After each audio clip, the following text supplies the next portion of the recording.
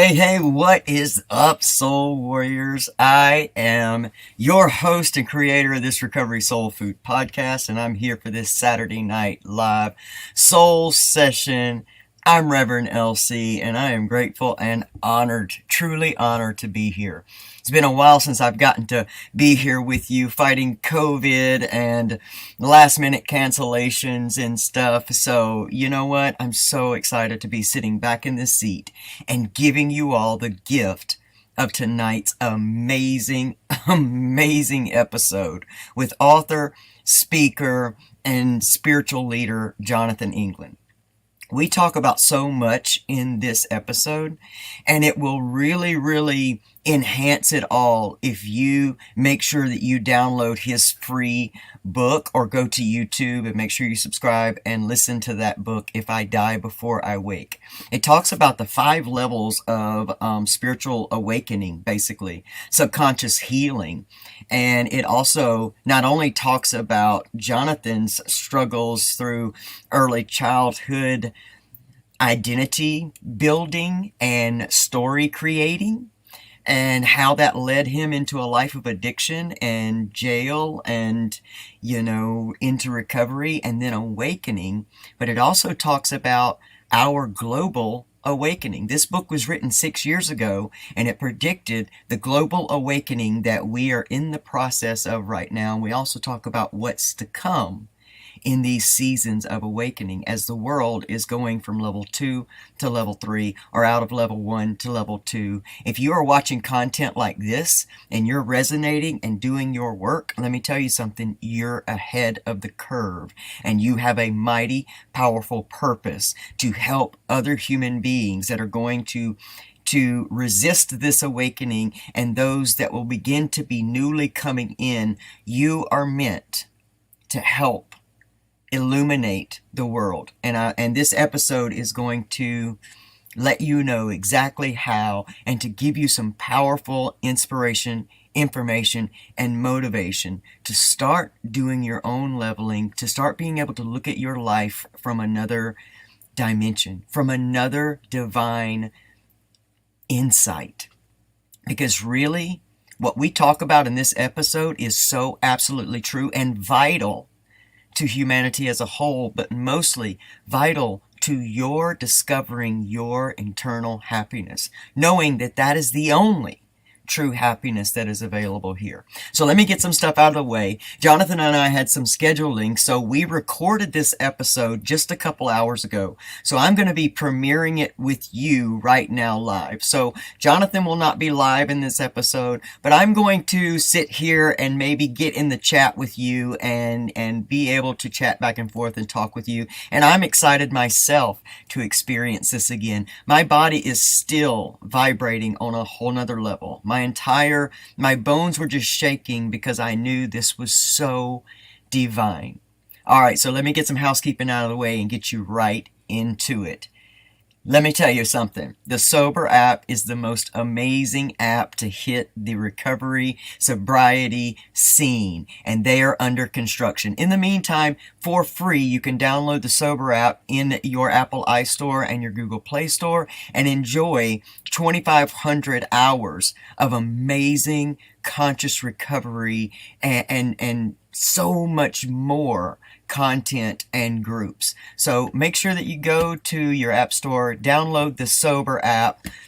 Sober app 2.0 is on its way, and it's closely approaching, and it's going to blow you away. It is going to be your partner in your healing journey, regardless what the addiction or really the separation is. So make sure you do that. Also, stick around to the end of this video. We have a special message and gift from our beautiful friend Pamela Topjian and Breakthrough Hypnotherapy.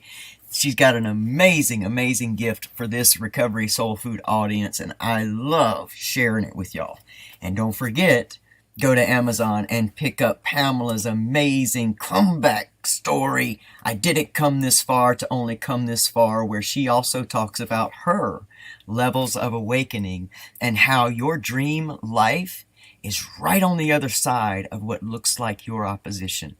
For our opposition is truly our opportunity to move into the next level of our beingness and truly living and loving ourselves and our best life.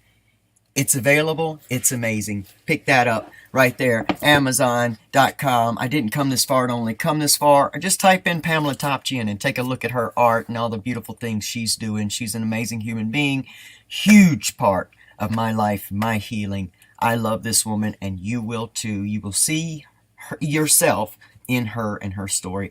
Also, make sure that you pick up the copy of this amazing book, An Arsenal of Gratitude by Remy Stoack. Listen, any awakening process, healing process, recovery journey process, your perception starts with gratitude. This is an amazing, almost step-by-step book written by Remy, and it's beautiful. A childhood cancer survivor, addiction, recovery. Come on.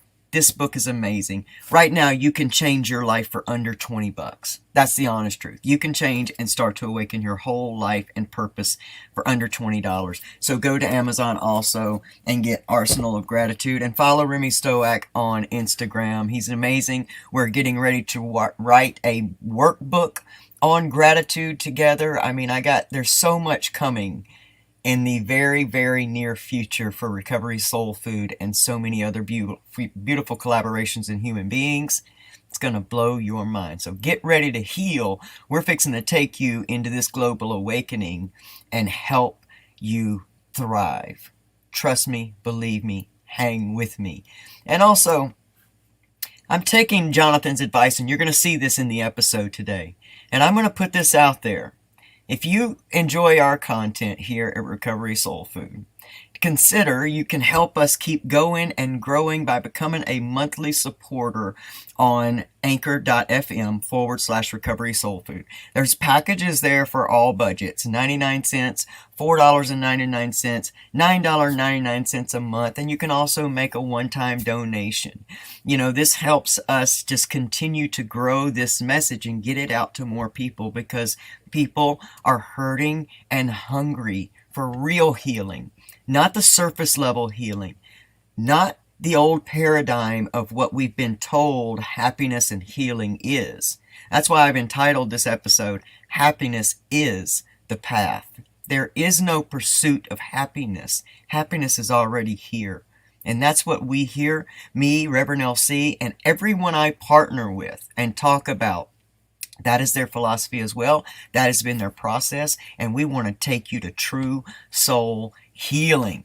So, without further ado, we're fixing to go straight into this amazing, amazing episode with author, speaker, spiritual leader, Earthwaking Village creator, Mr. Jonathan England. Let's go.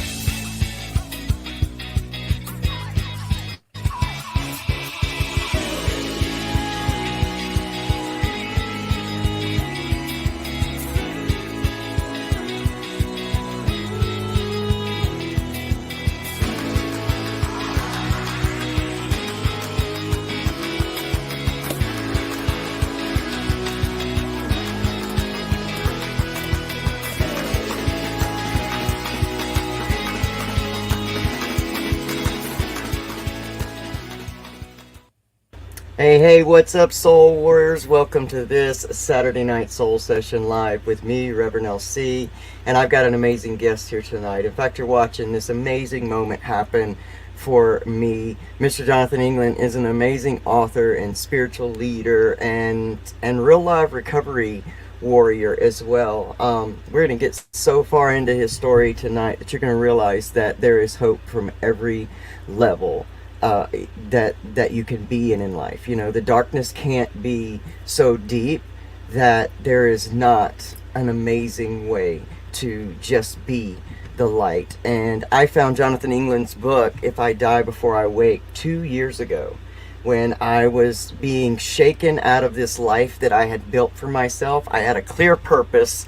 You know, I had worked so hard and built this amazing social media that was giving to the world and giving back to me, and it had become so out of control.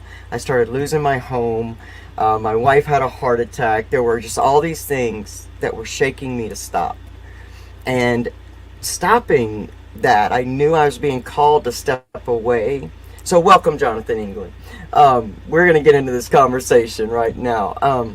So I knew stepping away, I was being called to step away, and I was scared to death because there was something about that clarity for the first time in my life after 22 years of addiction and, you know, the gender identities that I had struggled with through my life and the shame and all the stuff. And I knew I was being called to stop. And there was this amazing fear and you know, ego detox that I ended up going through. And that's when I found, and like I said before the show, I don't know how I found your book. It could only be divine, because it just broke all of that wide open, and it gave me this kind of clarity about what was really happening. Because I knew that whatever was getting ready to happen was going to be good. And it was this enlightening moment where I was looking at all these circumstances, but I wasn't in doom and gloom about them. I could see that this was getting ready to do something amazing. So, if you will, just kind of start us out in any way you want to, but I desperately do want to hear that backstory and how you came to write the book, and so much about your experience and where you are now, so that for people that haven't read it or people that are being introduced to you for the first time can understand how much hope that this all brings. So take it away, Jonathan. All right, great, yeah. So it's quite a journey to get to actually where the book was written. I can't really take credit that I wrote it. I just got out of the way. I was on a 40-day fast, and so it's kind of, I could have called the book "If I Die Before I Eat," because I knew that I'd supposed to fast for a while, but I was just kind of like, I didn't even really know what fasting was, but I kind of just started hearing that. And then a couple people just showed up into my reality that were fasting. I'm like, what is fasting there? I don't eat. Like, well, how long do you not eat? Well, one lady was just like, I'm not eating for 5 days. I'm like, 5 days? You can go 5 days without eating? And that seemed crazy to me. So then whenever I got called to fast for 40 days, I said, no, it's impossible. There's no way I cannot eat for 40 days. So then I'm like, you know, with that still small voice within, I'm kind of making this argument. I'm like, I'll tell you what, you know that book I'm supposed to write? I'll write that book, and then when I'm done with the book, then I'll eat. And you know, that isn't how it went down. I wound up doing the whole 40 days, but that's what got me to, you know, if anybody's wanting to read a book or wanting to write a book, that's a really good way to do it, is say, I'm not going to eat until the thing's done. It was done in 2 weeks, and I had never written anything before. Like I got F's in English back in school, and they actually failed me from high school because there was these things that they made you do in each of the classes. For some reason, the last couple of years of high school, they made you write something like a portfolio writing for each class, and I wouldn't do it because I just was terrified to write. Well, back then I was so strong in my ego, I didn't know that I was terrified to write. It was that I convinced myself, because I had to be like good at everything or else I was worthless. Either I'm the best or I'm just completely worthless. There was no gray area, no in between. And so when I wrote, I was like less than average at writing. So I'm like, well, I'm just not going to do that. And I'm going to pretend like I'm, you know, it's because I'm too cool for it or something. But it was really because I wanted to be good at it, but I didn't know how. So it was just all my ego. It was all significance. But yes, it was a wild journey. But I just want to say something to you about, you were talking about level 2. So anyone who hasn't read the book yet, it's a journey through 5 levels of consciousness, or 5 states of conscious orientation, 5 ways that you can perceive reality from, like perspectives that you can be standing in.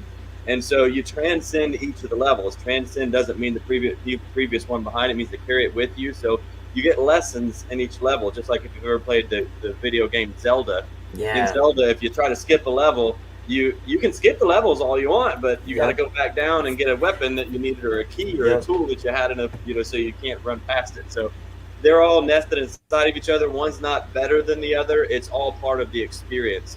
It's just, every piece that it needs to create a flower, all the pieces, not one piece is better than the other piece. They all have to come together to make that flower bloom. Yeah. But so that being said, I also wanted to say that in the book, it stated it was talking about what's happening today, because the book was written through me like 6 years ago, I think, 6 or 7 years ago, something like that. And it was talking about today. It was talking about, there's a part where it talks about these two trains that are splitting. On one train, people are waking up, and on the other train, the people are going to sleep. On one train, the people are getting more connected to each other and connected with their heart. And on the other train, they're getting more disconnected from each other and disconnected from their heart, and they're splitting. And I didn't want to, like, when that part came through, I didn't want to put that in the book. I was like, no, I don't want to write that. That sounds like a heaven and hell kind of shit to me. Right. But it had to come through that because it was necessary. But also speaks about in the book that humanity, the collective, is in level 2 of the 5 levels, and we're moving into level 3. And in level 3, it's because we're evolving, we're waking up, and it's time. There's everything. There's a season for everything, and now it's when it's time for fall happens, and absolutely, and winter happens. There's nothing anybody can do about it. But if you resist it, that's where the suffering comes from. Is we're resisting when the leaves are. So what you were talking about earlier, the leaves started dropping off of your tree, and you're like, oh shit, am I dying? Yeah. But it was just a season, and so you're actually ahead of the curve, because once you surrender, what most people will do is they'll take their leaves back and they'll start gluing them back together. They're duct taping and trying to put them back together, but it fell apart for a reason. And what actually fell apart, it was just, this whole world is just our mirror, so it's mirroring back what's going on inside of ourselves. And what's falling apart, what's falling away, is actually our cage. It's our prison, because we've been domesticated throughout our lifetime. We've been told who we're supposed to be, and we give up our purpose for approval. We give up our purpose for significance or for safety or security. We forget who we are, and we become who we think that we're supposed to be. Amen. For those specific things, whether it be attention, significance, what we think love is, approval, those things. So gender identity, and I want to throw that in there right now, because I'm a transgender man, and we're going through all of this that's happening in the world.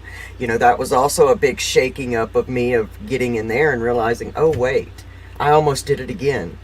I almost waited for this gender transition to make me happy. And I had to have somebody challenge me and say, but is that all that you are? And I thought, you don't understand. What are you talking to me about? You don't know what it's like to be trans. I have to say I'm trans.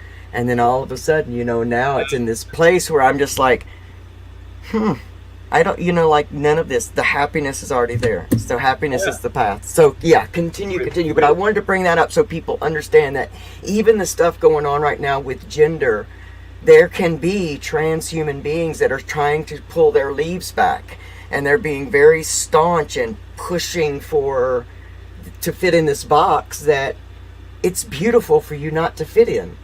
That's why there's so much resistance, because you're not supposed to fit in that box either. It's not going to deliver what you think it's going to. And when you get there and find out, you're going to be more hopeless than before.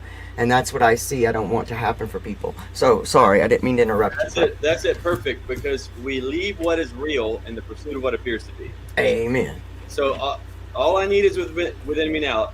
Let's all say that. All I need is within me now. All I need is within me now. Yes. It's here now. That's now here now. That's all there is. So look, present. My shirt says present right here. This is the present. It's called present for a reason, because it's a present. It's a gift. Yeah. But it's our job to unwrap the gift. Most people never unwrap the gift. Most people look at the gift, and it's like, if they don't like the box that it came in, then they're like, get that away from me. Yep. Yeah. But they miss the whole point of it, because they're trapped inside of their head. They're trapped inside of their judgment. But every moment is a gift. But it's whether you like the moment or you don't like the moment, regardless, it's the gift. And if you don't like it, there's the reason you don't like it is because there's something inside of you don't like, And if you would unwrap that gift, you'll unwrap yourself. You'll go deeper because the only way out is in. So you got to go beneath the Yes. surface, get present in this moment, and see what your mirror is reflecting back to you. So Mm. this was a whole journey that I went through. What I was saying is humanity is moving into level 3 by chance or by choice, which means the leaves, and everyone's starting to see it now. I let everybody know what was coming, as many people as would listen to. And a lot of people got angry at me. I'm just letting them know what's coming, but it's not a problem. Like, people get afraid when they see the leaves are dying, or and if I'm telling them, hey, your leaves are about to die, see, they're still in fear because they've identified with the leaf. They think that I am the leaves. I can't die. No, that's an identity. You've identified with something that's temporal, that just comes and goes. Yes. And you're eternal. So it's you're starting to get to the source of who you are. Seek first the kingdom, will also be added. The kingdom is where? Yes. Where it says true healing begins within. Yes. Like, it's an inside job. All of it is. So humanity is about to go through the shedding of skin, so to speak. It's not about to. It's happening right now. And it's just going to get perceivedly darker, because we're going through fall right now, and metaphorically fall for humanity, and then we're heading into winter, and it's going to be cold, and so that's what's happening right now. And people are afraid only because they don't understand that this is a season. They don't understand where it's going. So that's why you enjoyed the book so much, because you were going through a season and thought that was the end. But once you got the book, you realize, oh, this isn't the end. This is the beginning. Absolutely. This is the beginning of a new chapter, because that's what happens when you go through it's a new chapter. Oh, absolutely. Wow, I transcended. I ended the trance of that thing. So you'll never solve a problem at the level of consciousness that created it. But the next level of consciousness, the problems that you were trying to fix, they don't even exist there anymore. There's no way to fix them because they don't even exist. Like, well, where did all my problems go? Right. There's a little Zen story that I heard the other day that I've just been loving sharing recently. But it's about this guy goes to the Zen master, and he's got all these problems going on in his life. And it goes to this guy. He's like, all right, I got all these problems. Can you help me with my problems? And the Zen master says, well, no. Every person has 84 problems. So if I help you fix that problem, any one of those problems, then it's just another one's gonna appear, because you have to have 84 problems. And the guy's, well, what did I come all the way here for? You can't help me. If you can't even help me with my problems, then what good are you? He's like, well, possibly I can help you with the 85th problem. He's like, well, what's that? He says, the 85th problem is basically, I don't know what his words were, but I'm paraphrasing what my words are, is the 85th problem is that you think you're not supposed to have problems. And once you realize that problems are not problems, they're opportunities, then suddenly all suffering comes from resisting what is. The only thing that is love, but you've got your own judgment of what you think love is supposed to be. Yes. Based upon because we're living in this world that we've been conditioned to experience conditional love, but love isn't conditional. If you've got conditions upon your love, you don't have love. You've got the exact opposite of it. You've got control. So you're trying to control, because you're trying to put conditions upon what love is so you can box it. Like, now I've got control over it. But if you love something, set it free. Love doesn't take prisoners. So you got to let everything go out of the box, because the only thing we're in control of is our suffering. Love says the only thing I ask you to sacrifice is your suffering. And that's the one thing that we won't let go of, because that's the only thing we have control over.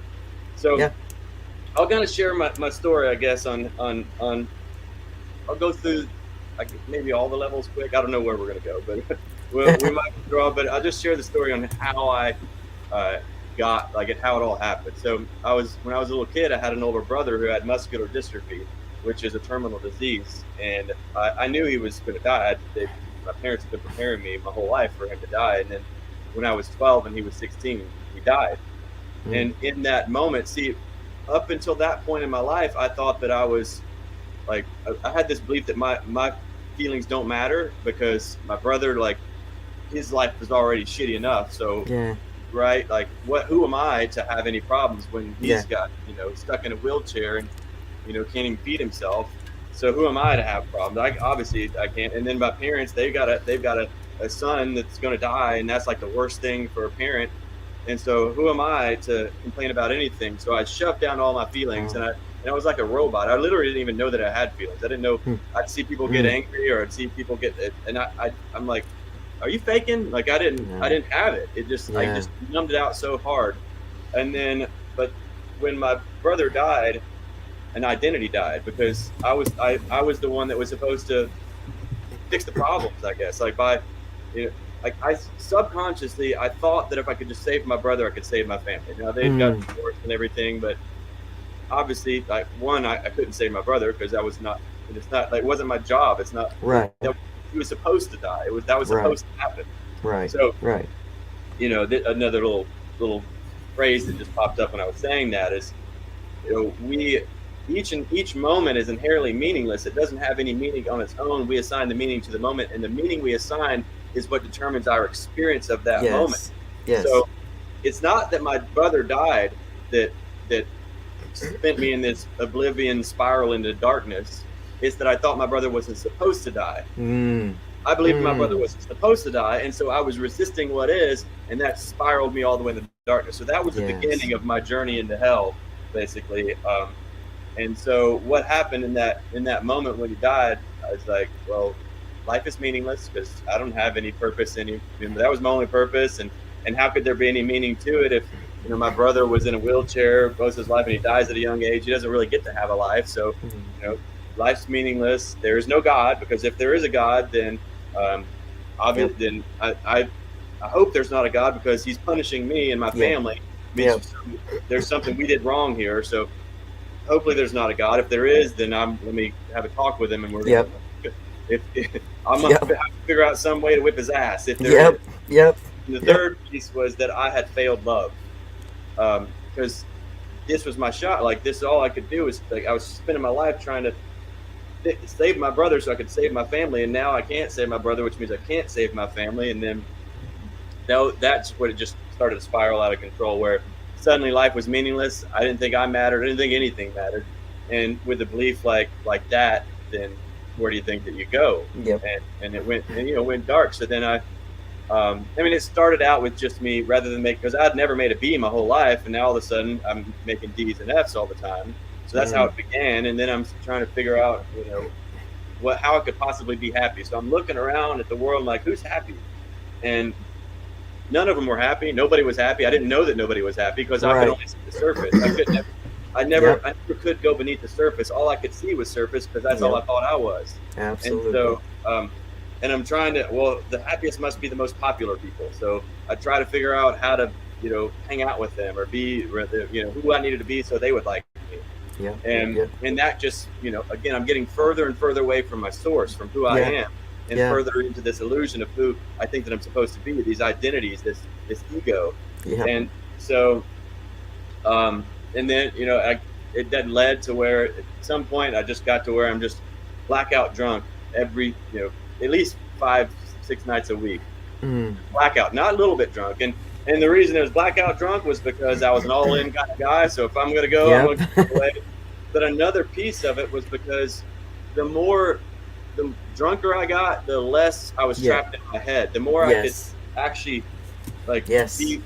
stop running away from, and I didn't know I was running. I was numbing everything out. So it was like my only reprieve. And I could actually just relax for a moment. My body would just relax for a moment, and now I could actually just, it felt like I was connected with people. I had zero connection with anyone. Like, they're over there and I'm over here, and I'm trying to figure out who I need to be in order to, so like I can connect with them. But it was like two masks talking to each other. But if I was on enough drugs, then like I didn't have the cognitive ability to keep constructing connection, and it felt like I had connection. So, and now you got trauma bond, so which translates into trauma bonds that you're making with other people that you're now, in the same space with. So we're just just stirring the pot. So I became a broke, ignorant, blackout, drunk, atheist beach bum. That's my thing. And now birds of a feather flock together. That's not just a phrase; it's for real. That's right. So it's for real. Like, that's who all my friends were as well. And we just went on down the darkness, down that tube together. And on January 1st, I don't remember the year, but it was January 1st at 12:15, 15 minutes after New Year's, I get pulled over for drinking and driving. I was drunk, and then I went to jail. And the guy that pulled me over was a guy from high school too, because Oh, wow. moved down to Florida, but I was back in Kentucky just for New Year's, and Wow. and it was a guy that I trying to be cool because somebody else because nobody liked this kid because he was just a jerk kind of guy, but Mm-hmm. I then picked on him, and so he came Oh, full circle, and he's like, yeah. now, but he never even cracked a smile. Like he did his job as the police officer. He never once. You could never see that it was personal, but it was Yeah. personal. You could Yeah. tell. Oh, yeah. Oh, yeah. But anyway, I'm going to jail, and then I went. They made me have to go through like the classes, the eight, Mm-hmm. Yep. where Yep. Yep. and I got to go meet with the guy every week. And then I remember this guy. He was telling me. He says, if you were to get on a plane and the pilot was drinking a bottle of whiskey, you wouldn't get on that plane and fly with him, would you? And I was like, well, it depends how good of a pilot is. Has he been drinking? Has he flown drunk before? Like, Yeah. I'd rather be on a plane with a guy who's really good at drinking and flying than being with like some 90-year-old person that has seemed that doesn't have so. And the guy's looking at me like, he's like, I'm going to see you back here. Yeah. I'm like, no, you're not, because I'm all, pride cometh before a fall, right? I'm like, no, I'm fine. I got my shit. I Right? got this. Yeah. So then August 24th, that same year, I rear-ended a car at a stoplight when I was blackout drunk. I didn't even know that I was driving until all of a sudden, bam, and I'm like, where am I? What's happening? Where am I? I'm like, Oh, shit, wow. I'm driving. Wow. And I threw my truck in reverse. Like, nobody got hurt, but they could have. But I threw my truck in reverse. I'm like, I got to get out of here. And I started hauling ass, like, drunk. And thank God there was a cop that was sitting at the stoplight where that happened at. And that cop caught me and they pulled me over like a mile, not even half a mile down the road. I'm already pulled over. So that was, that cop was grace. Yeah. Yeah. And then I went to jail. So now I'm sitting in jail. So what I'm describing right here is level 1 of the 5 levels of consciousness. This was my level 1. So level 1 is about the victim mentality, where you're depressed. The better days are behind me. I got no hope for the future. Yeah. The best I ever had or will, even and my past was shitty as well. So so there's really not a whole lot. So and you're just poor me. So victim, just not knowing that the reason I'm just numb. I'm numbing myself because there's so much pain inside of me that I don't know what to do with. Yeah. And so I don't even allow myself to know that it's there. I won't even look at it. I won't even admit it because it's just too much. I don't know what to do with it or how to do anything with it. So, it just had to be numbed out. Yep.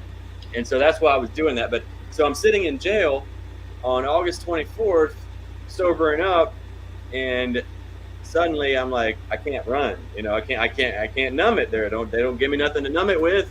I can't, and it's just me sitting in that cell by myself, and I'm like, damn, I could have killed somebody. And now I've got to feel what it feels like to be somebody who screwed up bad. Thank God nobody got hurt, but they could have. Yeah. And why didn't they?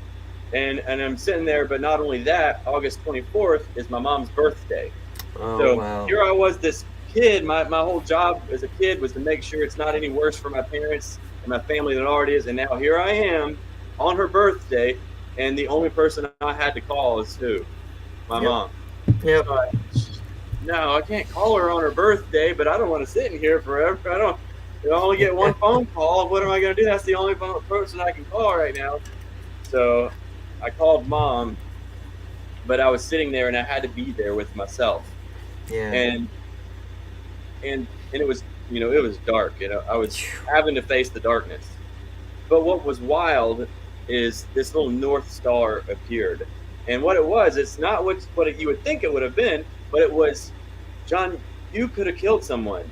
And that seems like it would be even darker. Like, it was already dark, but that when somehow that you could have killed someone, suddenly I was like, you could have killed someone, John. Wait a minute. One of your actions could hurt someone. Which means if one of your actions could hurt someone, then another one of your actions could help someone. And if your actions can hurt people or help people, then that means your actions actually matter. And I if your remember actions getting that. matter, then you actually matter, John. And if you matter, then maybe life isn't meaningless. So suddenly, in one instant, see, all change Yes. happens in an instant. You might say, "Oh, it took me 10 years to quit drinking." No, it didn't. Yeah. How long did it really take you? One instant. When That's you it. finally made the decision, decide means to cut off from all other options. Yep. So that night, I decided. I said, never again will my actions hurt someone. From this moment forward, my actions are going to help people. And so that's how I entered into level 2. So, but then I'm sitting there like, well, how can my actions? I'm a beach bum. I'm like, Yeah.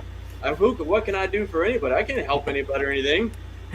So Yep. then I decided, well, what is it? What do I need to do? And I'm like, maybe it's not about. I'm not going to find happiness by trying to get my own happiness. Maybe that's the wrong direction. Maybe if I could figure out how to make other people happy. Now, I didn't know that was a trap at that point either, but But it's level 2. but I was like, if I could just figure out how to make other people happy, then maybe finally I'll be happy. So what do I do? Well, let me build a family, and build a beautiful life. Build a family and give them the life that the world says that you're supposed to have, like that you're supposed to give people. And so then I went on this mission, and this is how I got into level 2. And I'm like, all right, I've got to do something. I got to take responsibility for my life, and I got to build a beautiful life that I can give to build a family and give this beautiful life to the family. And then I'll feel successful. Then I can finally feel peaceful and feel happy and great. And so, like, well, how am I going to do that? Now, luckily, I stumbled upon personal development. Luckily, I stumbled upon, or divinely, I stumbled upon, I guess. Yeah. Again, I didn't believe in God back then, so of course I would have never said Right. But it was personal development, which the difference in personal development and like the educational system that we grew up in is our educational system was specifically created to turn us into bricks in the wall, another brick in the wall, cogs in the machine, slave to the system. That like literally is they don't hide that. They're like, after the Industrial Revolution, we needed more factory workers, so we made an educational system to stamp out factory workers. So we're just little slaves to a system. And so that it's not about success, it's about slavery. That's literally what it is. I mean, there's teachers in there that are giving their whole heart to it. They're trying to give everything they can to help students out, but it doesn't matter. They're trapped inside of the system. Trapped.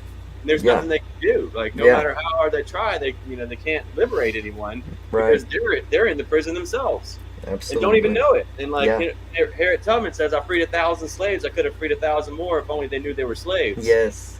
So we're in a slave system and don't even know that we're slaves to it. Yes. But so what this, self-education was all about was find someone, because there's only one way to learn, and it's through failure. But the caveat is it doesn't have to be through your failure. You can learn through someone else's.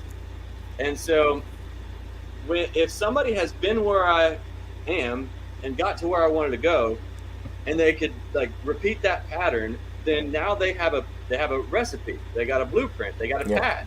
Yep. And if I follow that recipe, I follow that path, then I can do that too. I can walk that trail. I can move in a direction. So like the old education will just put you on a hamster wheel chasing a carrot that you're never going to get. It's just right out of reach, and you just keep running faster. Yeah. But it was goal-oriented education. You set a goal, and that's what level 2 is all about, is setting a goal and say, no matter what, I'm going to set the goal, I'm going to make the plans, I'm going to take the actions. Yes. So I got the goal. I'm going to make a bunch of money so I can be successful, so I can build a beautiful life for a family, so I can finally be happy. That was what I wanted. Well, how am I going to do it? Well, I found a recipe. His name was Dean Graziosi, was my first mentor. I was flipping through channels one night, like after I'd been to jail, and thinking, I got to do something different, man. This is insane. You got to do something different, John. And this guy on TV says, have you ever in your adult life felt like you should be further along than you are right now? I'm like, yes, that's exactly it. Like, and then basically he's like, well, if I could give you this one tool, this one tool that would help change everything for you, would you want that tool? I'm like, yes, I want that. He's like, well, you do whatever it takes. I'll do whatever it takes. Yes. He's like, all right, give me all your money. I'm like, well, I don't have any money. He's like, well, go find some money. And I'm like, all right, well, I'll go find some money. I said, I'll do whatever it takes. So I did. I had to pay for it. It was like $10,000 for this month. And but thank God it was $10,000 because it's Tony Robbins is another one of my mentors, but something that he says, it's not a lack of resources, it's a lack of resourcefulness. Yes. And so in that moment, I had to step up to the plate because I had to become resourceful enough to get that 10 grand. Yep. And that 10 grand gave me the recipe for real estate investing. No money, no credit, real estate investing. I didn't have no money, I didn't have no credit, so I was perfect fit. But now I had to become resourceful to get that 10 grand. But now I had momentum. Yeah. Because now I'm like, well, damn, look what I didn't know I could do that. Yeah. I set a goal and I did it. And then, all right, well, what else can I do? So I started following that recipe, and within 18 months, I'd made $400,000. Within 2 years, I built a multi-million-dollar empire. So that was level 2. That was me entering level 2 and going through level 2. And then I built this beautiful life for my family where nobody has to work anymore. We're all on vacations all the time. And I'm just giving everybody everything that they could want. I'm like, I did it. I'm successful. I built a happy family and a happy life, except for one thing. Nobody was happy. And the more I gave to them, the more perfect their life was, the more vacations we went on, the more everything that they ever wanted they get, the less happy they are. And it just gets miserable. And it is just like, and it gets to the point, like, no matter what I do, it's just never enough. And in fact, it's just making it worse. And there was Here's a moment. New story. Yep. And there was a moment where, it was just going south on every aspect of my life. And then my mom was on hospice and about to die. They gave her, the hospice nurses said she's going to be dead in 2 weeks, just prepare. And I'm like, what? But now, thankfully also, because I had made all this money and I knew how I'd done it was because I'd done personal development. I'd started, self-education. So what I had done is I started taking a bunch of money and investing in more personal development. So I'd been growing myself. I started reading books. Like in school, I'd never, I only read like one book my entire life because they forced me to. But here, I never read a book by choice until this moment. I'm like, so I'm reading books, I'm watching videos, and I invested over, like, at that point, like a few $100,000 in personal development. Wow. So when my mom was there, they're about to die. See, I had already really got a good idea of how this universe works. I could see it, I could see the equation for life. And so the equation is thoughts lead to emotion, lead to actions, lead to results. That's the equation. Yep. So you'll know them by their fruit. The results are the fruit. Your thoughts are your seeds. Most people complain about the results. These are horrible results, but those results are fruit, and those fruit are perfect. They're a perfect reflection of the seeds that you've sown, and the seeds are your beliefs, the mindset. So your mind is your garden. And so most people are just letting the weeds grow up, but they're not tending to their garden. Yeah. When you got fruit that you don't like, you can say, okay, that's the belief system. I've got some sort of philosophy, some sort of paradigm that's producing that fruit. I need to take responsibility. I'm not going to blame the fruit. Yeah. I take responsibility, and let me go clean that up. So, so I had been doing that. I've been getting new recipes, basically investing in recipes on health, happiness, relationships, spiritual connection, all aspects of everything that, all the goals that I could have wanted. And so when my mom's dying, see, there's two things. There's a difference between wanting something and being ready to receive it. Amen. And there's a difference between knowing and being, right? Yeah. To know and not to do is not to know. You don't actually know it if your body's not taking the action. Remember, thoughts lead to emotion. Emotion is energy, and motion leads to action, leads to results. If there's no new action, that means you didn't sow the seed. The seed hasn't been sown. It's not producing any energy and motion. So no new action, no new results, because you haven't truly sown the seed. Maybe you threw the seed on the ground in your garden, in your mind, but then you got afraid, you dug up in fear what you planted in faith, and then you go right back to your old bullshit. So, so I need that. People don't do what they should do. They do what they must do. Yes. And this was the point. It was literally do or die. I must put it all to action now, put it all to work, because I got my success. I was great at that, but I still wasn't happy. I didn't like none of this other stuff. My relationships, everything was just horrible. Yeah. But now it was time I had to do it, or my mom was going to die. I had to use what I knew. And so there's that grace. Yeah. And so that's but before that had happened, what I had done was I laid down my head and said, I can't go on. Like, this is too bad. My mom's dying. Like, everything, my whole life. My girlfriend was taking like 20 Oxycontin a day. She had teenage twin boys that are on drugs. And I was like, I gave everything. I did everything I possibly. I just trying to be a good person, and nothing worked. So I failed, I'm a failure. And I'd never said I failed before. I never admitted to being a failure before, because who would love a failure?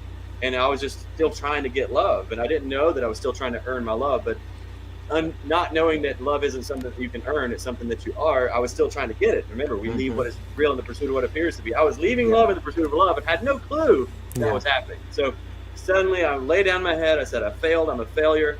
And then this like weight lifts off my shoulders. Like I was literally ready to commit suicide. I was literally suicidal, because it was just too dark. It was too much for me to deal with. And I said I failed, and the weight lifts, and I was like, what just happened? And what I started thinking about, I was like, wait a minute. I failed, which means I can't be who I thought I was supposed to be. I can't. Everything that I gave up, everything to be this person, to make everybody happy, it's impossible, because there's nothing left of me. I gave it all. I put my whole soul into it, and there's nothing more that I can do, and it was still not enough, which means I can't be that. I can't be who I was trying to be, which means I'm not that. And if I'm not that, then what am I? Who am I? Yeah. And then I moved, and this is me entering into level 3. I'm like, well, suddenly it's like I left this identity, and it just all died. Who I thought I was died, and now I merged with everything, because there was no longer where I began and everything else, or I ended and everything else began, or vice versa. It was like there was no more identity. The identity was gone. And so from that moment forward, then I was able to do what needed to be done without the conditions that I had been carrying throughout my past.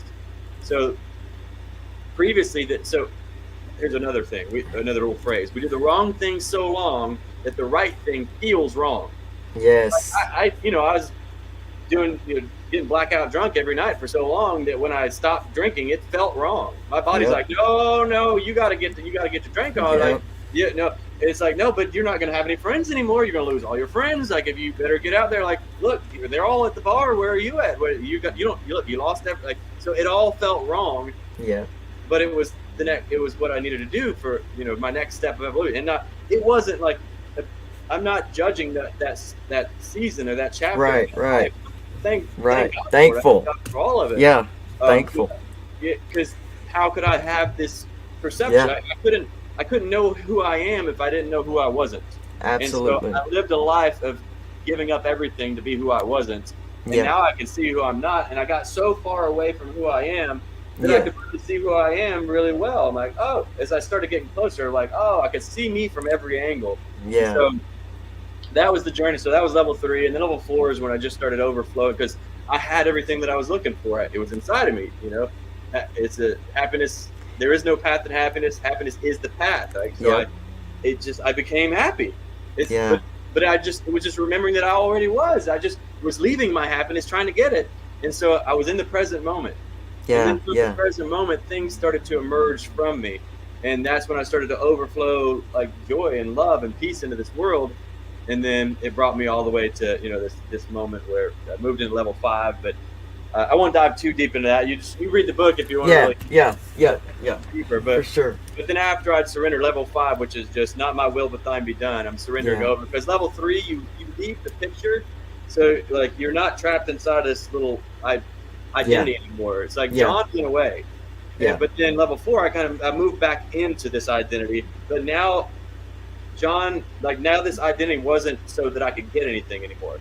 Now it was like, hey, how can I use this identity called John to actually help people, to give something to the world? It's so strange.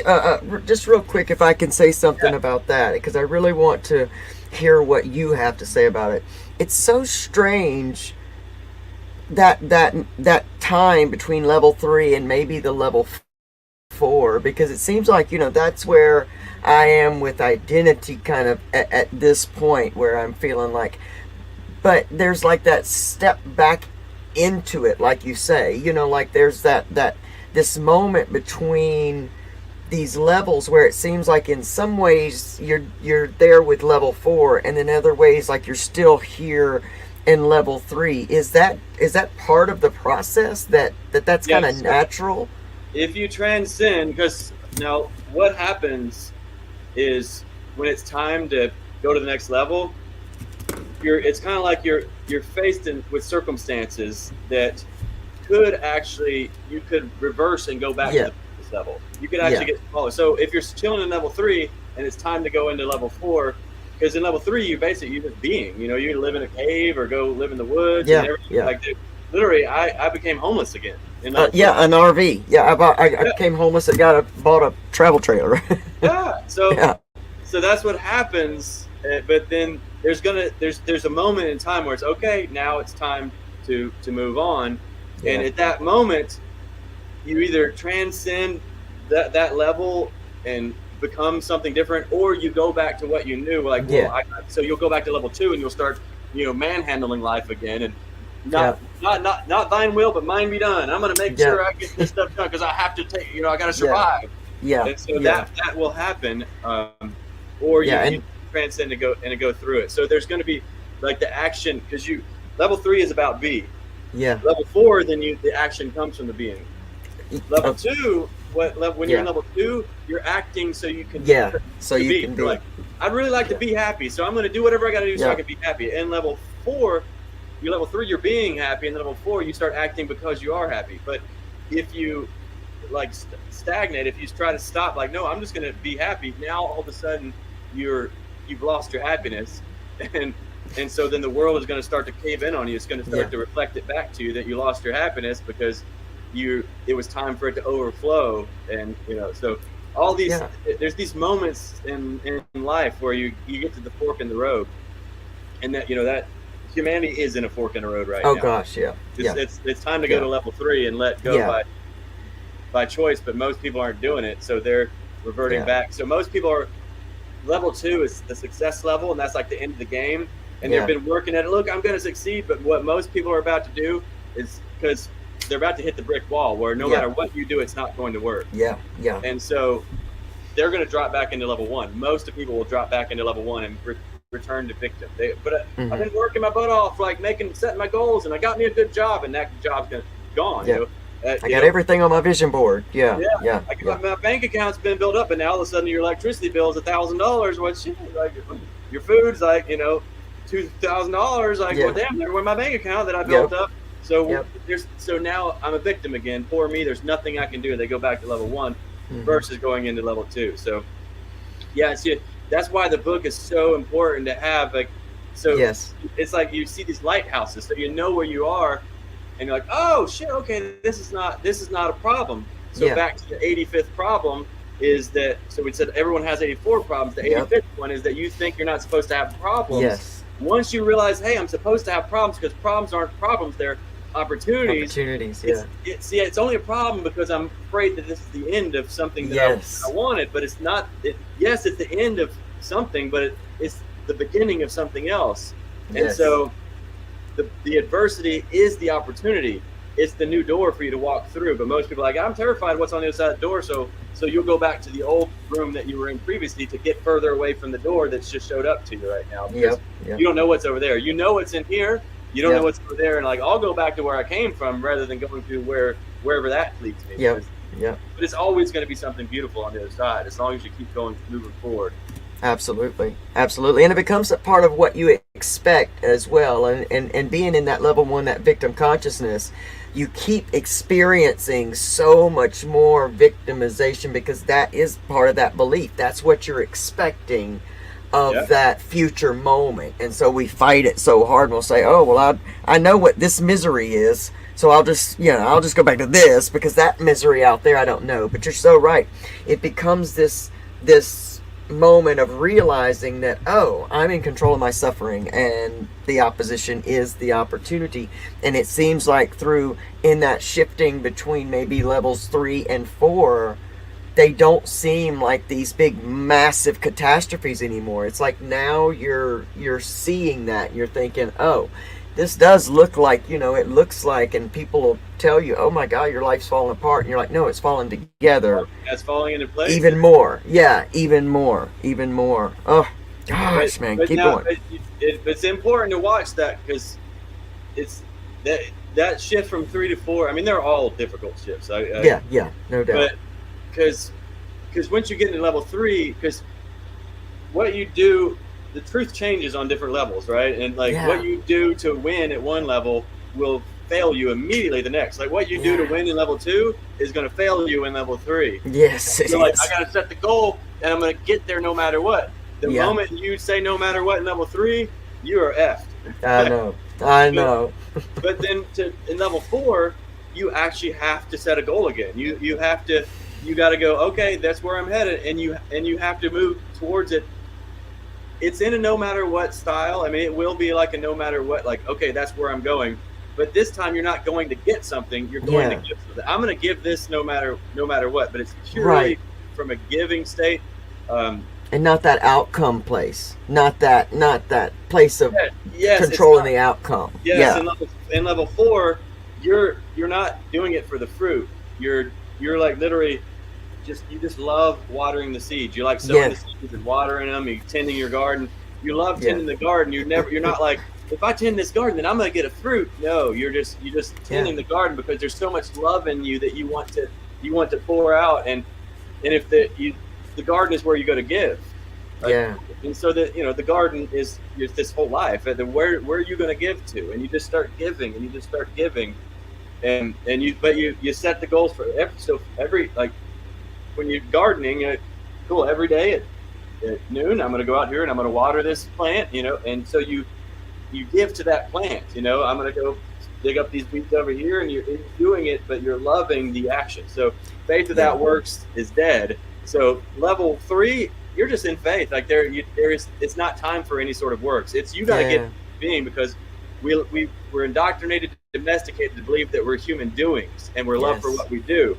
Level 3 was when you realize I'm not a human doing, I'm a human being, and I'm not loved for what I do. I'm loved for who I am. So you got to learn to it's you just in love with you, and you just be with you for it's like honeymoon time with yourself, and you're just like, I'm just going to be with me. The world can sort itself out. It doesn't need me. I don't need it. It's just me, and I'm going to be in love with me, and I'm going to look at nature, and I'm going to be in love with nature, and I'm going to see myself in those trees. I'm going to see myself in those bees, and just fall in love with you. Yeah.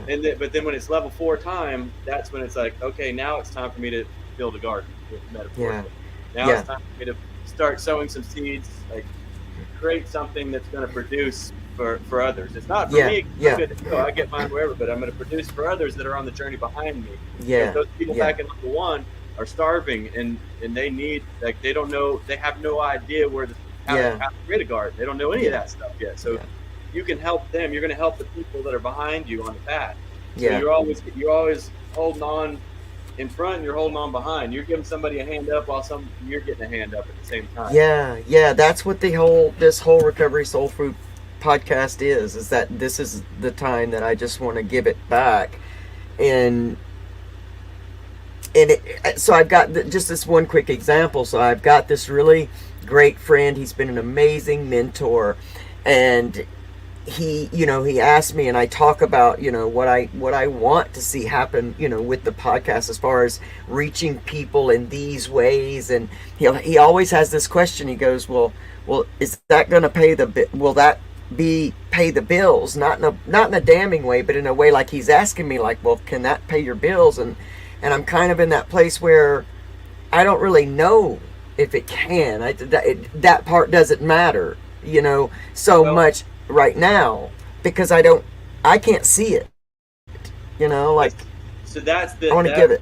That's the level 4 right there. For moving to 3 to 4 is like, well, it's even like that. It's moving like 3 to 4, and then even 4 to 5, because that's actually a 5 thing. Because I didn't really get that until level 5. I didn't get, because we've all heard in giving that it's in giving that we receive, but what we've all missed, and I didn't hear until I got to level 5, and then I was told, John, it's in giving that we receive, but what you don't understand, it's in receiving that we give. All right.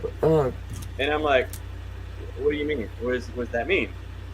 And then so the metaphor is, have you ever given something to someone? You like you poured your whole heart into this, and you're like, give this gift to somebody, and they just refuse. They're like, they just like, oh, I don't want that, or like something like, how's that feel? Whenever you gave it, you're like, wow, that's my whole heart, and you're like, no, like, but if they would have just like, oh my God, that's incredible, thank you so much, thank you, if they were like, oh well, how much do I got to pay you for this? Like then you're like, oh, that's icky. No, it's a gift. But if you're like, if they're like, oh my God, thank you so much, and they open their heart and they receive it unconditionally and gratefully, that's the greatest gift they could give to you, is to receive it fully.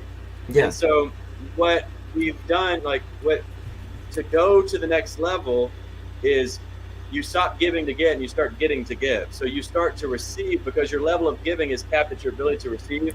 And Yeah, so, correct. so you open up the channels to pour in, and you open up the channels to pour out. So you start building channels on both sides. You build channels. How can I give more? Because it's inspiration to information. So you put form into place so you can flow more. Because the flow, without the form, there's no flow, because it's just everybody gets wet. There's just a flood. Yeah. Without the form, there's no flow. There's just flood. Yeah. So we're not here to get flooded and drowned. We're here to build canals and channels so we can let the flow go. So you'll start and see, it's because of the pain of it in level 2, when we set the goals and we did all the things, we got lost in it. Now we have an aversion. Oh, I don't want to do that again. That's a trap right there. I know where that road leads. I'll get consumed by it again. Like that. Like it owned me. And then we get gun shy. We're like, I'm not touching that thing again. I know what that did to me last time. But there's a point where you've got to get over that. You've got to, it's like just perfect examples of when you're addicted to drugs, like you're an alcoholic, and I'm at the bars all the time, blackout drunk, and then one day I said, okay, I'm not going to drink anymore, but I got to stay away from the bars, because if I go to the bars, I know it just like I got my friend there, hey, come on, man, drink, come on, man, drink. I'm like, I couldn't, I just didn't have the will to say no, so I had to stay away from the bars.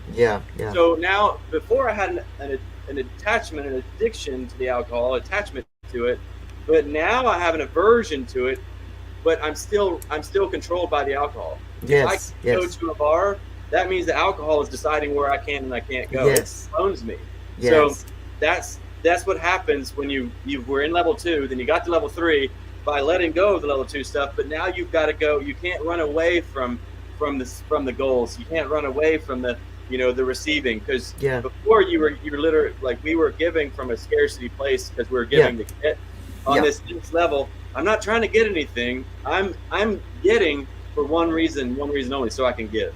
So I'm going to step up my getting. And I remember this moment whenever, because when I moved into level 5, that's when I got the tithe, how important tithing was, because I never tithe. I didn't know anything about that.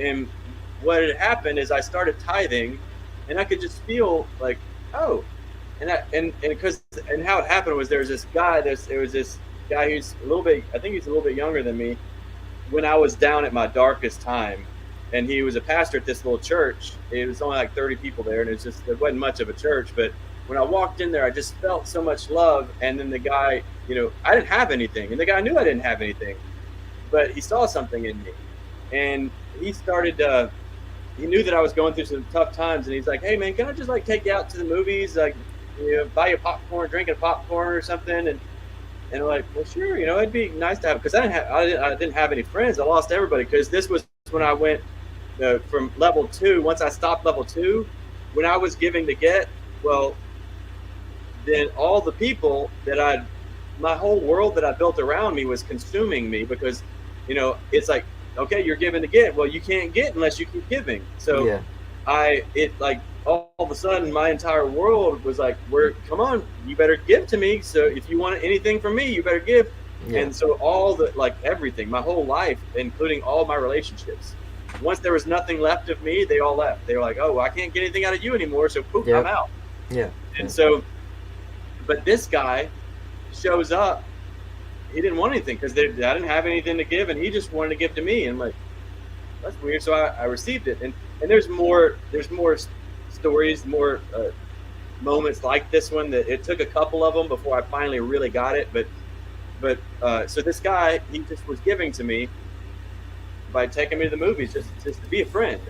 And I always remembered that. So there was a moment where I just kept tithing. Anytime I got money, I was just so excited, because I'm like, this little church right here, man, this guy's such a nice guy. I can't wait to just get some money, just so I can give him my first 10%. Just give it because like I know the good that he's doing in the world, and like what he did for me, I want to give that to more people. So whatever Yeah. I got to do, I'm like, and so I started getting excited, and there was this moment where suddenly I call it miracle money. It was my first big miracle money. It was $100,000, came out of nowhere. Where Wow. yeah, like there's nothing. I didn't do anything to earn it. Like all I was doing was unconditionally giving. And when that 100 grand came in, now I was on like we had an eviction notice on our door, and we weren't gonna be able to pay our bill. We were gonna get kicked out. And when that 100 grand came in, and you would think I'd be most excited that I was going to get to pay my bills and we were going to get to stay in our home. But that's not what I was excited about. I was like, holy shit, $100,000. My first 10% is $10,000. I get to go give this guy $10,000 in this little church. I'm like, he probably didn't bring in $10,000 a whole year from all of his entire congregation. I'm like, oh, and that's what I was most excited about. So I was Wow. getting to give, but you know what? It was the same way because it's God had given to me, so I was blessed to be a blessing because Yeah. God was so excited to give to me because it was it was my mirror, because I was Yeah. so excited to give, and I was so excited to receive. I was so happy to receive because I couldn't wait to give. And so that was the whole thing. Now the floodgates had opened. I received unconditionally, I gave unconditionally, and now it turned on. And Wow.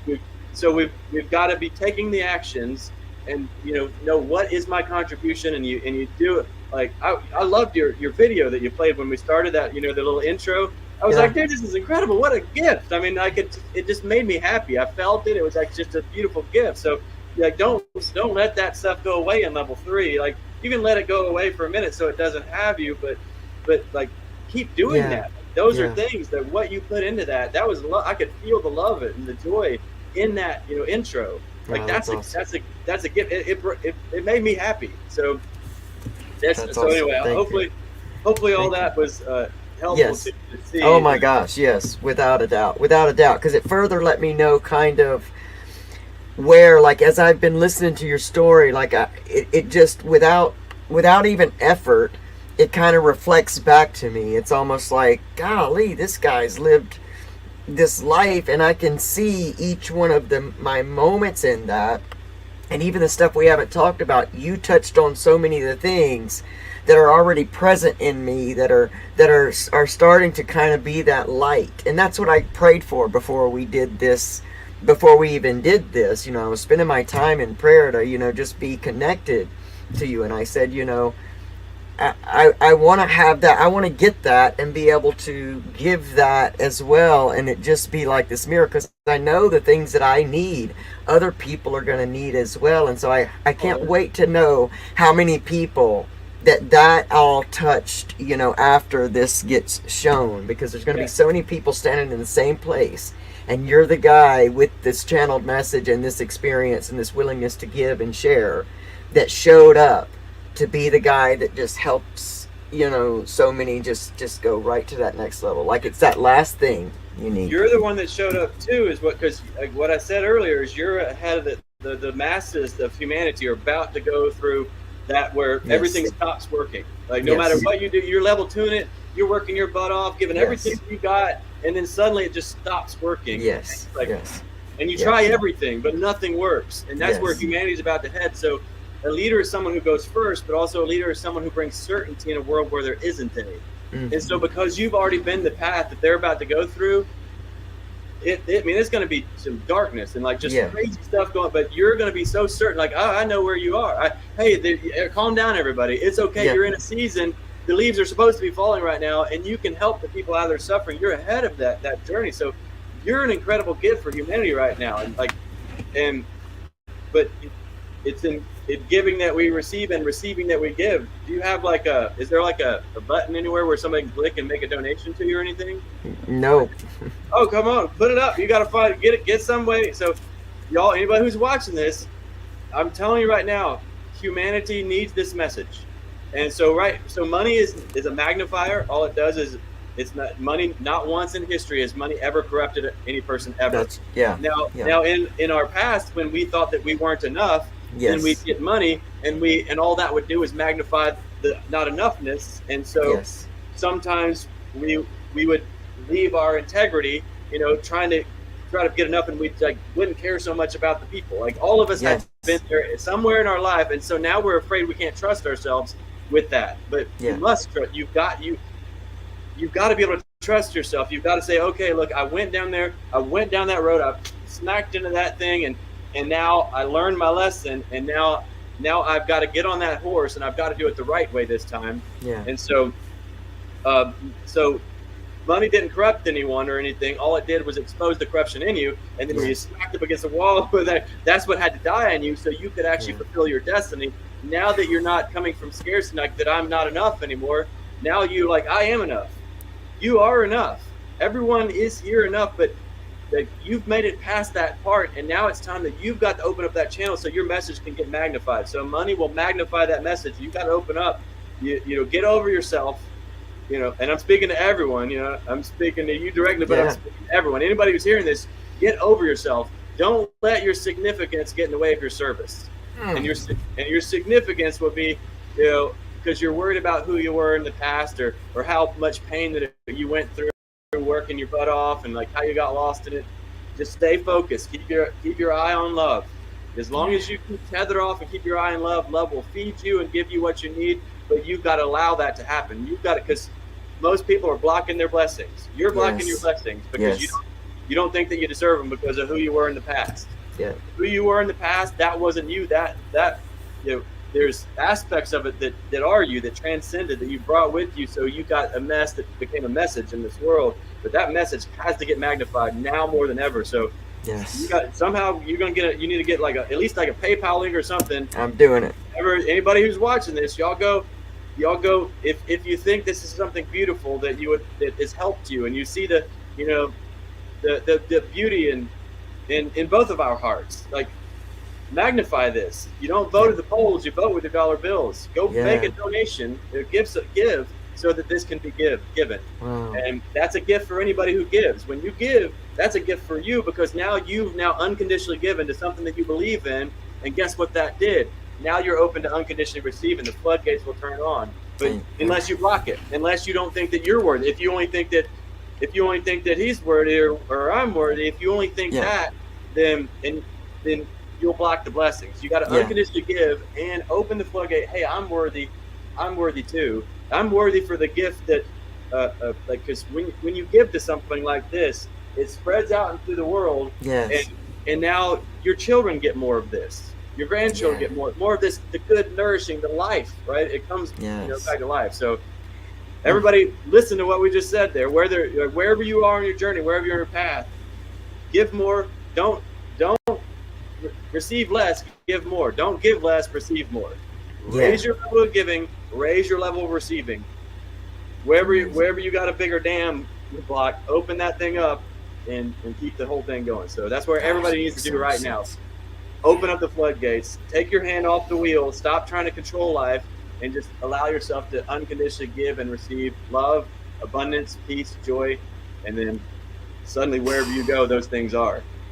Man, I knew this was going to be just soul nourishing and life enhancing. I knew that this was going to be it, because I had been feeling like there's just like this last little thing, that just last little, just whatever, that last moment, and I appreciate and absolutely receive what you just gave, because I'll tell you next year, because we're still going to be in touch. I'll tell you next year just exactly that it'll be a moment that I'll be talking about. I just already know, because I just felt that thing, that last puzzle piece that just went in place, and it just shifts.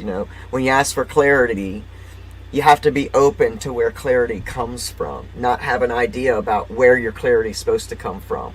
That's, we look to so much in our world to show us where our clarity comes from, or what our blueprint is supposed to look like. I called it my recovery battle plan.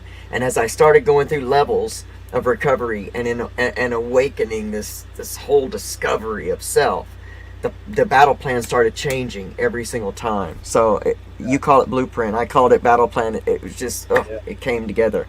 So tell us what you're doing. You're in mastery school now. You're no longer like, you've gone through, like a lot of people that might be watching this. You still have kindergarten or elementary school to go through. So you don't. Some of the things that we're saying right now, you don't even need to worry about right now. You need to Yeah. go out there and find your power and start setting Yes. some goals.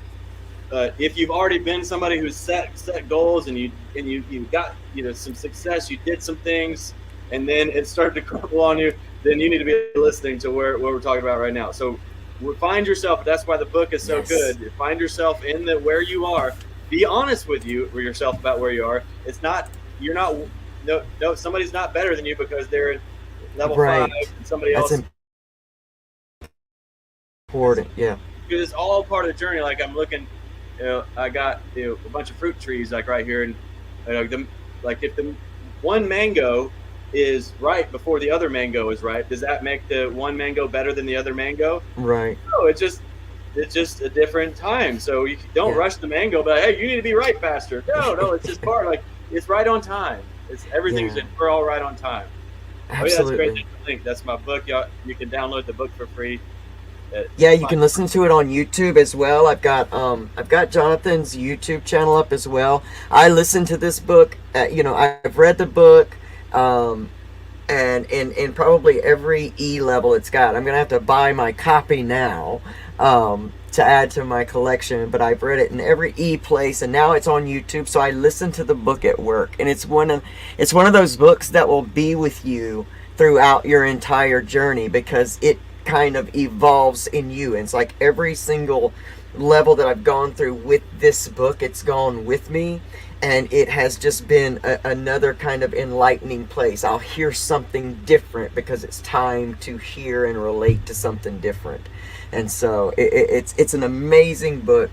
It talks deeper about Jonathan's journey through his addiction and family and all of that. And my gosh, our stories parallel so much with all the things that it took to make that come, what it took. And so I appreciate this book more than you know. You also have Earthwaking Village, and tell us a little bit about what Earthwaking Village is and what you're doing with that. Yeah, that's our virtual village.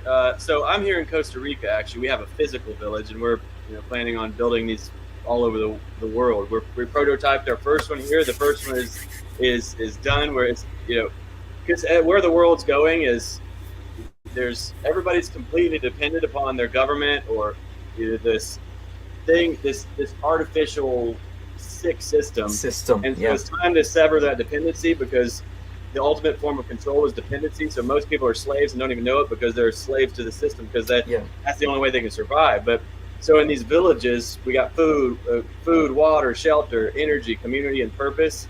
And so we're not dependent upon anything on the outside. So we're completely sovereign. It's a perfect reflection of the sovereignty that we have on the inside. Our outer world in this village is a reflection of it. So we're building these all over. We've got our second property already. It's massive, beautiful place, and we got a lot on the radar. So we're gonna start growing these. But Earthwaking Village is the virtual village where people can kind of go like, hey, I'm not ready to move to a village or a physical village or anything right now, but you can just start hanging out with other people that are going in the same direction as you. I say stop hanging out with people who share a common past and start hanging out with people who share a common future. Yes. Yes. You can be the same people. Like you can hang out with people. Maybe you got blackout drunk in the bars together every night, but you're both are like, hey, let's go do something beautiful together, and that's great. You can stay, but make sure you're together because of the vision. Because without vision, the people perish, not because of the past memories or the pain that you're bonding around. Yes. So, yes. So So good. You just plug in there earthwakingvillage.com, just join in, and we got all kinds. There's people in there, and all kinds of events and stuff going on all the time. That's how. That's how I was contacted, and so. Yep. I found the book on YouTube, and I found and went to your YouTube channel, and I can't remember. You did something from the Earthwaking Village, so I know you share messages from this platform as well, and their it's a divine YouTube channel. I mean, so guys, make sure that you go and get hooked up with Jonathan there, because you give these great divine messages. And it was after a message you gave that I reached out to you in comment, and then you were like, yeah, email me here, and I was like, that's right, did he say yeah? Like, is this really him or is this some scammer? Because, you know, I was like, I got a Les Brown scammer one time that got me. And so I was looking, and I was like, no, it's really, really him. And I've been a part of Earthwaking Village, you know, not as much as I am going to be, because I am so into your videos right now that that I just want to be so involved. And so yeah, we reached out on Earthwaking Village and have been talking to Jonathan ever since through that. So there's a messaging board, and it's really an amazing, you know, community where it seems like, you know, there's a lot of people in that community giving of their, you know, their gifts, and so it's a beautiful thing. Yeah, And I'm so happy to hear that you're building these villages. Like, the happiness just brought tears, because it is so much what we need, you know. Like it's a beautiful thing to unenslave yourself to Yeah. things that you'll never control. The world needs it now more than ever. I was watching this lady. She was talking about she had survived the Great Depression, and you know, we're heading into a depression. You know, you might not hear people saying that Yeah, too often, but it's where we're going. But it's a global Yeah. depression. yeah, You know, yeah. I'm calling it the greatest depression, because it's Mm. going to be deeper and darker than what was previous. But this lady, she went through it, and she said, the thing that scares me about what we're going into this time is, last time the people were there for each other. Now the world is so divided. There's no community. There's nobody Yeah. helping out their neighbors. That just does not exist. So I don't know. She's like, I don't know how people are going to survive this. So Yeah. that's why these villages. It takes a village, and I live literally in heaven on earth. Like, it's beyond my wildest dreams on how beautiful my life is. We just, you know, we get up each morning and have breakfast together. Like, all of us, all the villagers, we have our breakfast together. We do breakthroughs with each other. You know, some of the shit comes up, you know, and you're like, oh, cool, we do a breakthrough, and it's like, you know, we just connect. We do bonfires and just do drum circles. It just happens, you know. We got play music, and we just all the time having fun. We do classes, like personal development classes together, you know, and just working on helping people find their purpose and turn their mess into a message. Like, it's all happens here at the village. So yeah, I want that. Like, so that's where I'm at. Like, I want to, like, I'm good, man. I got heaven on earth. Like, I'm good to go. Like, this is by far beyond, way beyond how I could have ever dreamed of how great my life could get. Now, the only thing that could make it better is if I could just give it to more people. So I'm doing everything I can to give it, you know, give these villages and this experience to humanity. When now it's time, man. Humanity needs it. The question is, will they choose it? Will they let go by choice, or it's going to be chance? You know, they're going to face it within, but that's what we help you do at Earthwaking Village. We help you face it within, so you don't have to face it without. So you don't have to get beat down. And I'm so grateful. I can tell you that I'm so grateful to be in a space where I recognize that. And so for probably the first time, you know, in a lot of my life, like, I feel like I'm going into something slightly more prepared and greatly less in fear. And so I can't wait to get to Earthwaking Village, because it's now in my heart. It's now a part of my life, and I know that it's not going to be very long until we're there. So you've got something coming up with the New Earth Challenge that you're doing with Earthwaking Village, right? Yeah. It's a challenge. I just had the idea like a week ago. It was like a 5-day challenge, because we do events all the time. I've got one called Awakened Life Live, which is a 2-day full immersion, 12 hours a day, 2 days straight. And then there's another one called The Solution. It's the same 2 hours or 12 hours a day, 2 days straight. And so I was like, I need to create something that's like more bite-sized chunks for people that can't, you know, give 12 hours. Yeah, that's a New Earth Challenge. Perfect. Thank you. And so I was like, some more bite-sized chunks to really help people step by step let go of the old world and like their old identity. And so it says at the top, if you go to New Earth Challenge, it says, are you tired of living in a fake world? You ready for something real? And that's what you experience. So that's what you're going to learn. You're going to experience real. It's going to be such a contrast. You're going to be able to see it, because a lot of people, again, people don't even know that they're slaves. They don't even know they're slaves to significance. They don't know that they're still they're still doing almost every one of their actions is to get something, because there's such big void inside them. They have no idea. So we're gonna help people. Like, so if I say, are you tired of living in a fake world? Well, then you're gonna have to give up your fake self and everything that it's feeding off of.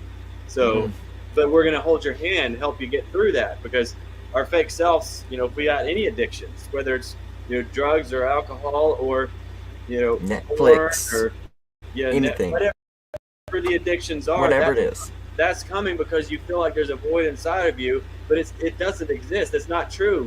You're perfect, whole, and complete. And so we walk you home, like walk you back home to yourself. I say life is an 18-inch journey from the head to the heart. So we help you take that journey from the mind through the emotions to the heart, and you get set free, and you know who you are. And so that's going to happen over those 5 days. You're going to make that journey from the head to the heart.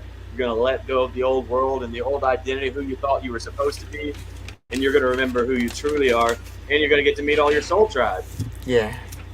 Oh my gosh, man! I'm so excited and pumped for this. It's a free event too. You just register for free. There's no cost to it. We've already covered the cost for you. Just go put your name and email, and then show up. I'll be there. I'm gonna be there, and I invite everyone who watches this in the sound of my voice to come and join me there too, because that's what I'm looking for, man. That's what I know is possible. Not that I'm looking for. It's what I know is truly possible, and that I think there will always be some things that you continuously get the opportunity to work on, in your life. And I think that just being surrounded with other people, because if we're the average of the 5 people we're around all the time, then if you turn around and look at your current tribe, it's mirroring to you what's happening within. And there's going to be scarcity there, and drama and things, and uncertainty, and that's because that's what's going on within us. So when your vibration changes as you go through these groups, these levels and this stuff, and it's amazing, and your tribe changes as well. And so it's amazing. So I'm really looking forward to it. This has been a tribe building season for me through this podcast. It's been outstanding. I'm so grateful that you came here and gave so much to us so freely, especially to me. This is going to change my entire world at this moment. I just know it. And I'm so grateful for you. Thank you for doing what you've done. Thank you for just being willing and giving of your life experience as well. And thanks for coming along and leading us through, because we got a lot coming. But it's necessary, because we got a lot to look forward to, man. A lot. It's exciting. A lot. It's good stuff. It is. Make sure that you follow Jonathan England here. Get to Earthwaking Village. Get signed up for the New Earth Challenge. Follow Jonathan on YouTube. You can get so much of his information there. And first and foremost, make sure that you go and you download this book. It's free. It's also on YouTube, so you got no excuses not to give in and just hear this book and let it be part of your life. It's amazing. I'm looking forward to a specific young man watching this show today, because I knew there would be a lot in here for him. And so you know who you are. I hope you enjoy this. I almost feel like this is my gift to you, man. And I just pray that it touches you as much as I just feel like it will. Jonathan, you are an amazing human being, and thank you for being here and spending this time with me. It takes one to know one. Man, I appreciate you so very much. Jonathan, oh my gosh, I will see you in the village, man. That is one for sure. Thank you so much. Thanks everybody for joining us. I cannot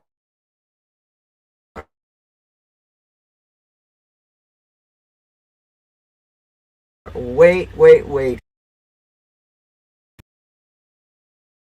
for this to go out, and I'll be doing it again tonight. So y'all have an amazing week. I look forward to seeing you again. We got Recovery Revolution Live, the whole bunch, coming up next weekend, and they're going to share some amazing hope and their experiences as well. So y'all make sure you join us next week, 8 p.m. Eastern Standard Time, right here where you are. Like, subscribe, do all the stuff, and I thank you so very much. You guys have an amazing week. Bye.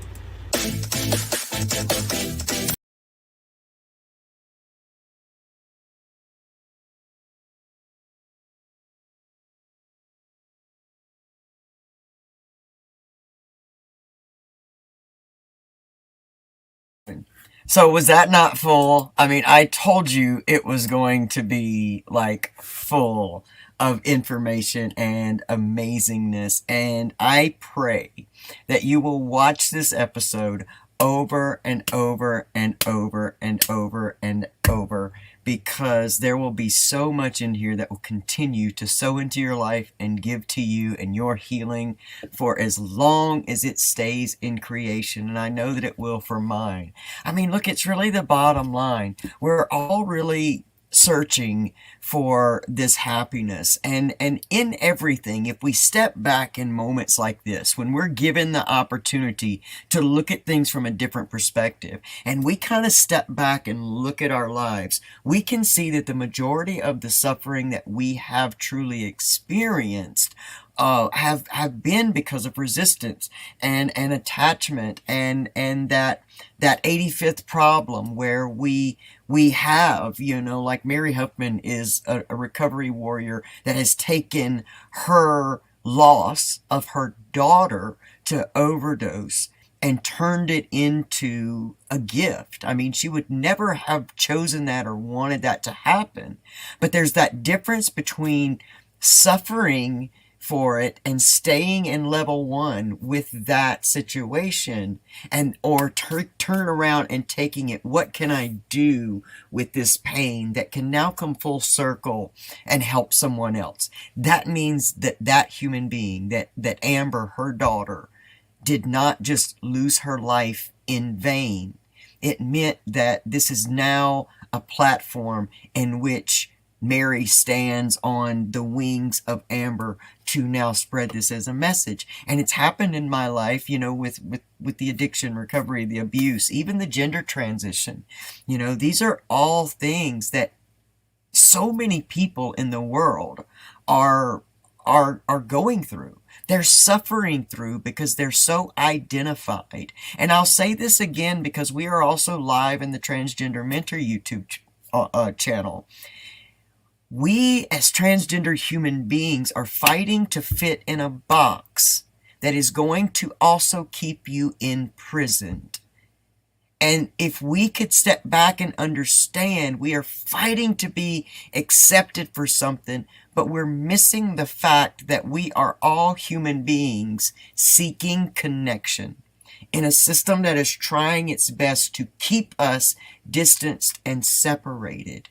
And when we begin to pay attention less to trying to be accepted into another camp's box, and we just embrace ourselves, and this translates into many places in life, not just people in gender transition. You can find this in your own life. Is, that place where we're trying to break out of the boxes and be accepting of ourselves and loving ourselves. Because in order for us to truly experience love, it has to come from within. It must come from the divinity within you that created you in love. As you are, not as you're supposed to be, or not within the idea that makes you feel like once you achieve this, that's where happiness lives. That is the lie of external happiness. Once you learn to be happy right where you are, happiness then exudes and you begin to vibrate back to you true happiness. When I lived in scarcity, when I lived in always, what meant so much to me about this interview, and it's long and I'm going to let y'all go soon, I promise. What meant so much to me about him acknowledging the love that he felt in that digital that I made was that I was truly in the belief that I could never make amazing digitals to go with my videos. That I was going to have somebody else do it. And I didn't have any money to hire that out. So I really was sitting in this moment of despair. And that's when COVID hit. And COVID hit, and all of a sudden, there wasn't anybody really to hire out for that stuff. And all of a sudden, I had to become my own hero. And that still small voice within me kept saying to me, you can do this. And it was only when I kind of got still and clear that I could just barely hear, just barely acknowledge and feel that still small voice that says, no, you're going to do it. And out of nowhere, little things just kept coming into my reality that actually showed me how to be able to do this stuff. And it gave me the route that was easiest for me. It was like my learning level, my way of learning best, that's what was coming into my reality. And so, I stopped giving up on myself and I got up. That's why I always say, get up from your give up, because you can. Just like that, you can make a decision today to begin to implement perception changes about yourself and your life and find out where the stories that you're living under, where the deficits are. And you can start that today. You can make a decision that I am going to find and discover my authenticity, my true self. I'm going to find out how to embrace what seems as suffering in my life. No, I would not. The honest truth is, would I have just chosen to be transgendered? No. Would I have chosen to be a victim of childhood sexual abuse and mental and emotional abuse? Would I chose to have been gang raped in my early 20s? No. Those are not things that I would just say, oh, give me some of that. But the fact that I took my power over those things and transmuted them and alchemized them into the strength of character and the knowledge of being as the divine human being that I am, and harness the power that lives within me, because I am a breath of God in human form, just like each and every one of you out there, regardless of what your identity or space of being is. That is what you are. Hands down, no other explanation needed. That's what you are. And so when you start to really understand that, you begin to take your power back from that victimized place. Because as you relive that trauma over and over and over, especially from a space of asking, why me? Your brain and body and nervous system is experience that trauma all over again right then. So I might as well have been that little confused girl who knew they were a boy being sexually molested. I might as well be right there, because my brain and my body does not know the difference. And so when I truly realized that and absorbed that I was giving my power to the abusers every day, every moment of the day, and I was killing myself by escaping through substance and trying to commit suicide and wanting to die on a daily basis. It was because I was moving further and further and further away from the acceptance of my divine self and my divinity. And I was trying to fit into boxes. I was trying to live the blueprint that I was trained, and all of us are programmed to think this is how we follow it and this is how we gain it. And the world is in a great unrest right now. And yes, we know we're going into fall and winter's coming. But right after winter is spring. And that's when new life comes. And that's when things are blooming and blossoming. And so we have to be able to be within these seasons and choose suffering or learning, doing or being, resistance or acceptance, divinity or identity. And once we really understand that the true power and beauty lies in choosing divinity over identity, in being accepting of who you are. And when I love me, I don't need you to love me to accept me. I don't need someone else to approve. I don't need a group of people. I don't need a gender of people to tell me that I belong. I know I do. And then that exudes from me. And then when I meet you, I get to tell you how much you belong. And then you get to tell someone else how much they belong. And then before you know it, we are healing a world that has been severed, and it's now being brought back together. And so I look forward to doing all of this with all of you all. I know this has been an extremely long episode, and thank you for allowing me to, to share with you a little bit after. And I did say that if you stuck around to the end of this video, that I would have an amazing gift from Pamela Topchin and Hypno Breakthrough, Breakthrough Hypnotherapy. I'm sorry, I always say the website, but Pamela has been so gracious at the start of our friendship and her just starting to be a part of this community. She's always given of herself to our community, and she is once again, still willing to give a full free session of hypnotherapy. And that means that you get the free consultation, the consultation session, and a full free session.